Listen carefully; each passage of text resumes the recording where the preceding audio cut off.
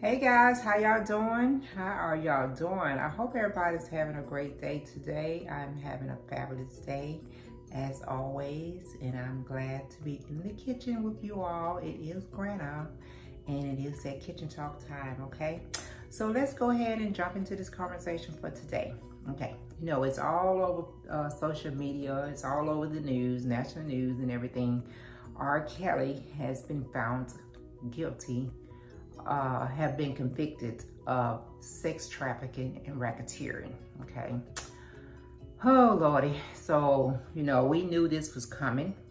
We knew this was gonna happen. They had his trial in New York last week, and he was found guilty on all the counts. I think it was like 8 counts of sex trafficking and 1 count of racketeering and stuff. I mean,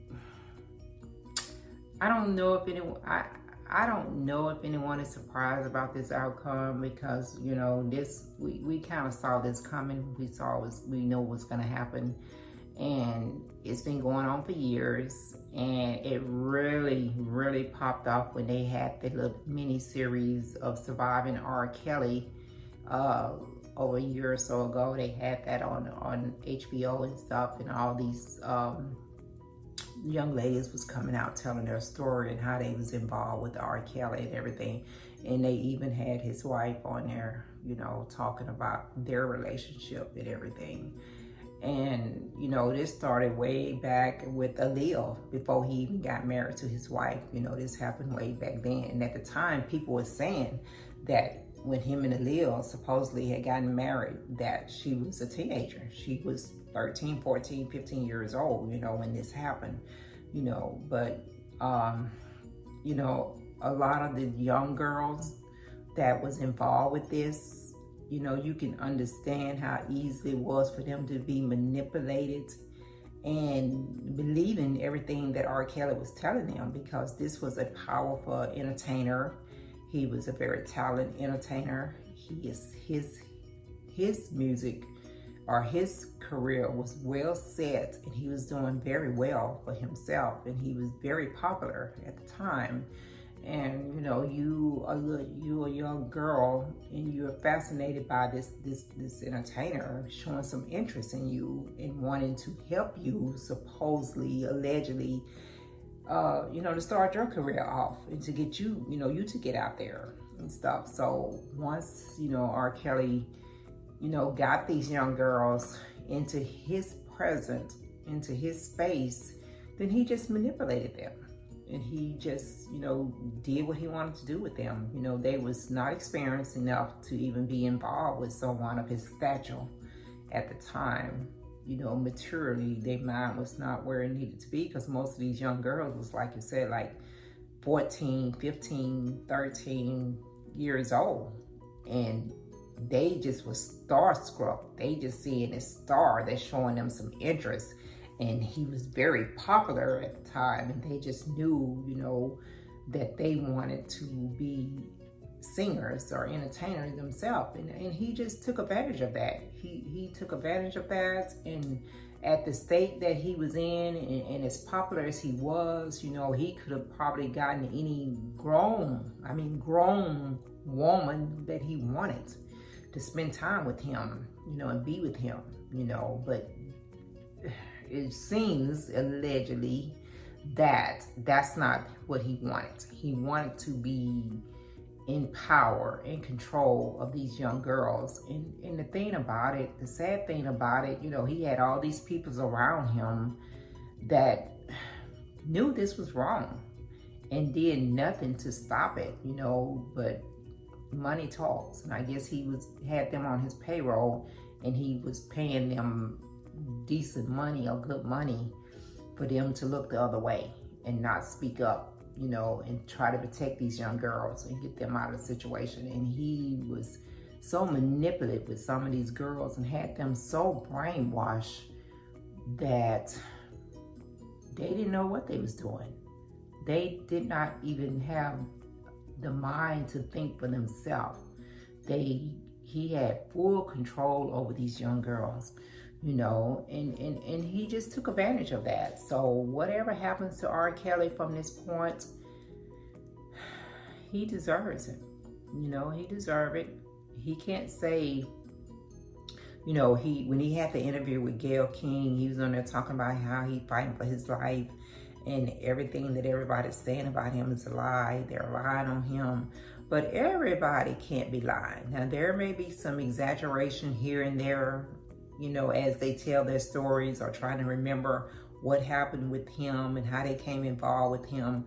But the bottom line, it all comes down to the same thing. It all comes down to him molesting and controlling these young girls. You know, their stories are different here and there, but that's just what it was. That's just what it is.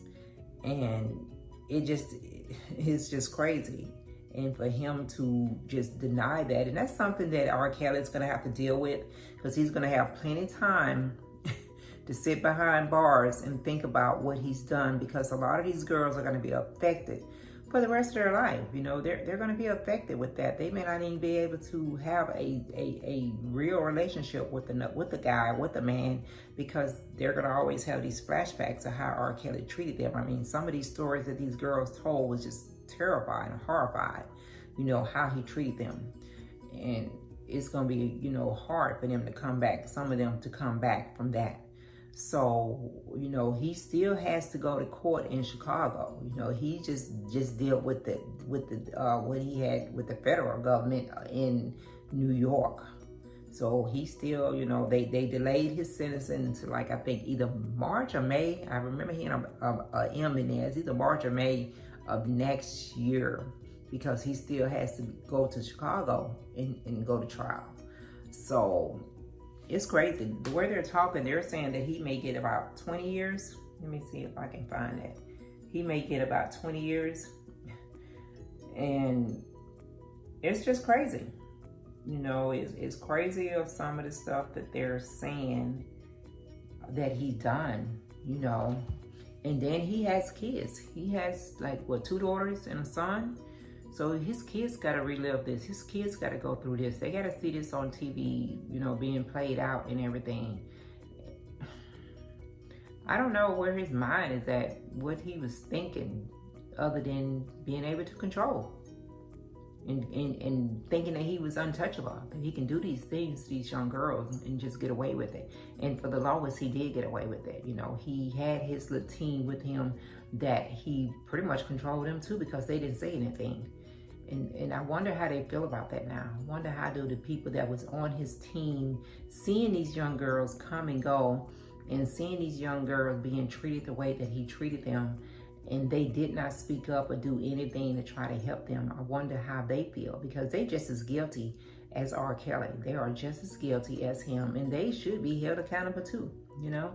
And even if they never step foot into a courthouse to be held accountable, they got to deal with that, because they did that willingly.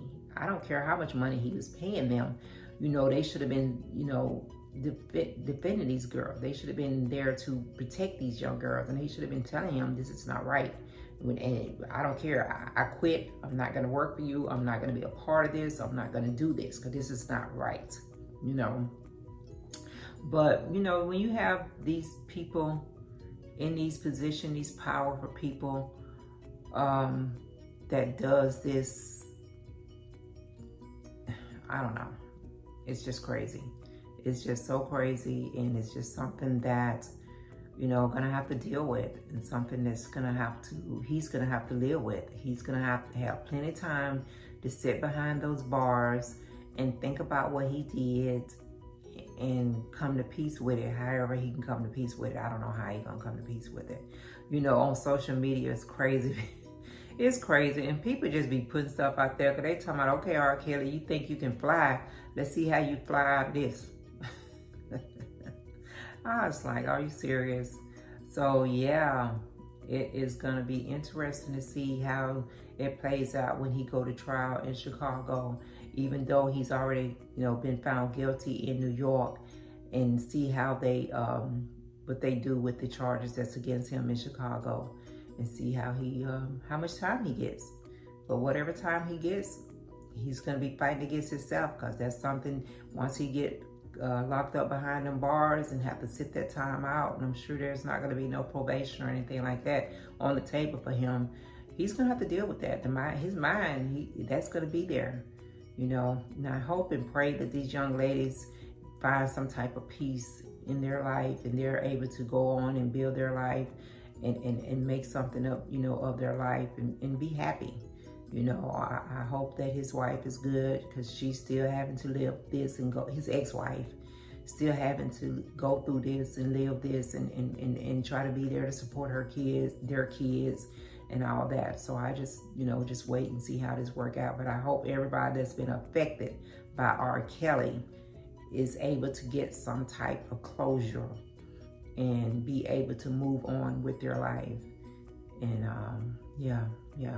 So that's really all I have to say. You know, it's really sad on both cases, because this was a very talented man and he had everything going for him, and he did, you know, bring us out here some good music to listen to, and music that people would probably still listen to and support, because the music has nothing to do with him, and you know, people are still gonna listen to his music. But him himself, he needs to get worked on himself. He need to, you know, get himself together and hold himself accountable for what he did. Not only is the law gonna hold him accountable, but he's got to be able to come to peace and hold himself accountable for his actions and what he did to destroy all these young girls' lives. Okay, so that's all I really got to say about R. Kelly. You know, just got to pray about this whole situation, and mostly be there and pray and support. If you're a part of these young ladies' life and you're in their life daily, you got to be supported to them and give them the support that they need. Okay. All right. Well, I'm about to get ready and get up out of here. I hope you guys have a great rest of your day. If you choose to be out and about, you know, wear your mask. If you choose to, it's your business. You don't have to. But if you're going to be around other people, just kind of, you know, do the social distance and all that. Okay. Don't forget to go back and give Granna some love. And remember, these are Granna's opinion, okay? But give me some love. Hit that subscribe button. Become one of my followers. And you guys just have a great day. I'm going to check you out next time around.